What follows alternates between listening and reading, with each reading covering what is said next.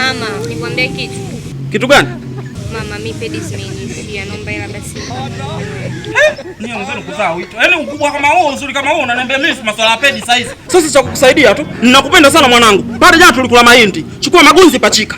Sio unaelewa? Msitaki nikausha uzazi. Nuna. Nuna hapa. Ovyo. Eti naomba hela pedi. Alafu mama. Kitu gani? Hapa jana nimebeti. Unaona mkeka? Amechana huu mmoja. Kwa hiyo kama umechanika unataka mimi nishone?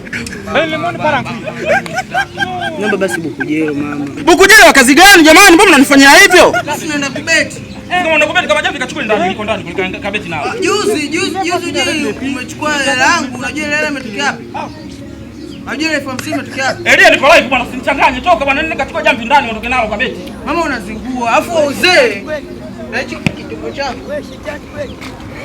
Mama, naomba hela basi hapo nikaweke mafuta na mimi. Mapi haya? Hivi nao uzee kama wewe ndio unaomba mimi hela mafuta? Mimi sinaenda kutafuta hela. Yaani utu uzima wako nao ungekuwa unafuata tofali siku hizi. Maana naona pikipiki imekushinda. Sasa cha kukusaidia, kopo la mkojo sado liko pale ndani nimesahau kulitoa. Chukua ile kojo, mimi naomba ukapakia abiria. Msitaki kunikosha uzazi. Sasa mafuta tu hapo 3000 tukianziwa hapo. Alafu nimkwambia msitaki kuninyausha. Yaani nimefikia stage mimi mpaka chupi kwenye kiuno inikae. Nina mpango kuvalia mabegani. Mama, sitafanya kazi. Kafia ni mbele.